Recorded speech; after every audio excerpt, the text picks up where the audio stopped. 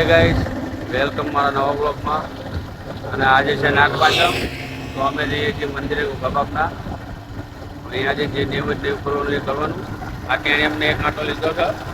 આ બધાને ઉતારવાના, અહીંયા ઉતારી બીજાને લેવા આવી છે. ઉતરો. હા તો જાઓ તમે બધા લેતો બીજાને. એ જવા દે ભૈયા, જવા દે. હા જવા દે, હાલ આવું લેવા. પેલા અમને ઉતારી દીધા છોકરામના. હવે બીજા છોકરા એમ છે બરાબર.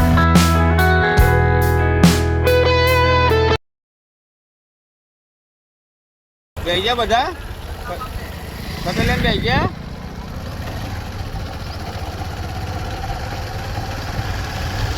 અસલુભાઈ કાઢા લાકડું ધજા માટે. મેં મેલદાએ બે ધજા ભરાઈ દીધી. કમ્પ્લીટ ફિટિંગમાં આવી જઈ. ધજા નાની હતી પણ દેખાવામાં મસ્ત લાગતી હતી. ઉપર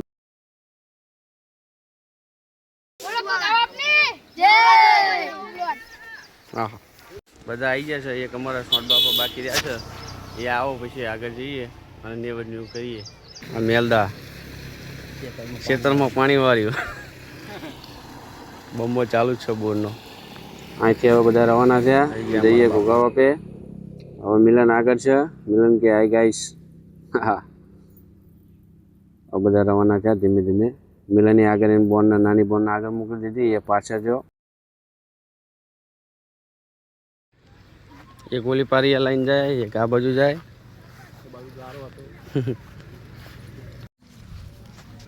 લાઈન લાગી. મિલા જોજે ડાયરેક્ટ આખી આશી આશી ઉગી હે ને.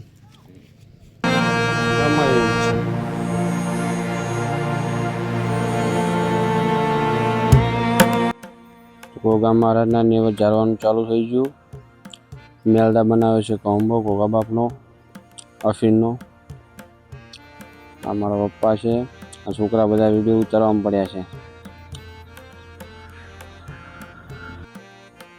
મેં કંકુની ડબ્બી લઈ લીધી અને હવે ચાંદલા આ બાજુ કરતો. મારા પપ્પા કે વચ્ચે કા, તો વચ્ચેના ભાગમાં ચાંદલા કર્યા 5. ગોળ મહારાજ બની ગયા થોડી વાર માટે અને ચાંદલા કરવા માંડી ગયા. ઘોઘા મહારાજને 5 ચાંદલા કરી લીધા ઘોઘાજીનું નામ લઈને. હવે પછી બધે બીજાને ચાંદલા કરવા માંડી ગયા. વારાફરતી બધાને ચાંદલા કરી લો. બાપા મહારાજ માટે હવે દૂધનો પીવાલો મેળે છે. પાછો ઊભો થઈને આવી ગયો ધજા બાંધવા. સરસ મજાની ધજા બાંધી દીધી. મહારાજને કીનો દીવો કર્યો. દિવેટ મૂકી અંદર.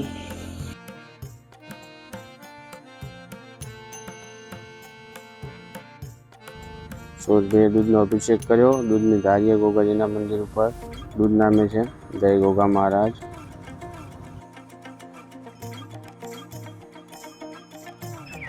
મેલદાએ ઘોઘા મહારાજની પ્રસાદી તૈયારી કરી નાખી છે. હવે આપવામાં આવશે. આ પ્રસાદી વેચવાનું ચાલુ થઈ ગયું. કોમ્બો ઘોઘા મહારાજનો. ઘોઘા મહારાજના કોમ્બાની પ્રસાદી આવી ગઈ. એકવાર લીધી પછી વરીને આપી. જય ઘોઘા મહારાજ કહીને એમની પ્રસાદી કોમ્બાની પ્રસાદી આપે છે. ચાલો બે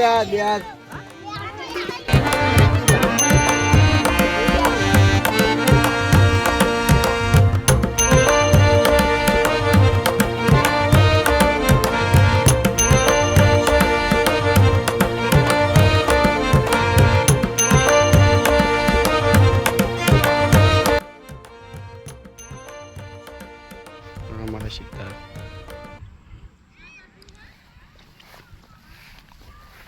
ખોણા માસી રહી છે. ટોમી નાખવાનું ટોમ હોય.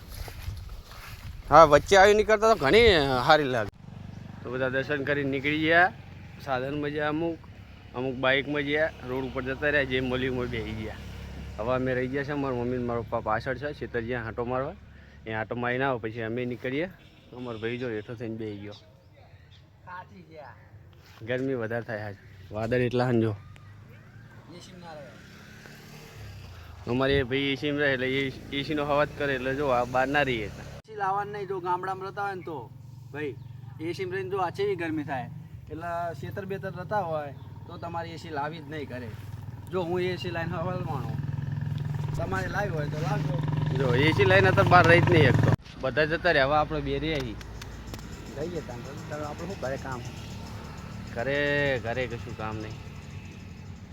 પપ્પા અમને કેટલા રહ્યા હજી? એ આવો હજી ત્યાં પહોંચ્યા. ભલામણ તો પગમાં વાગી છે. બરોબર ભાઈને તો પગે વાગેલું હતું ને ભાવ ખેતરમાં પલ્લી અંગૂઠાએ વાગેલું હતું. હવે વધારે તકલીફ થવાની.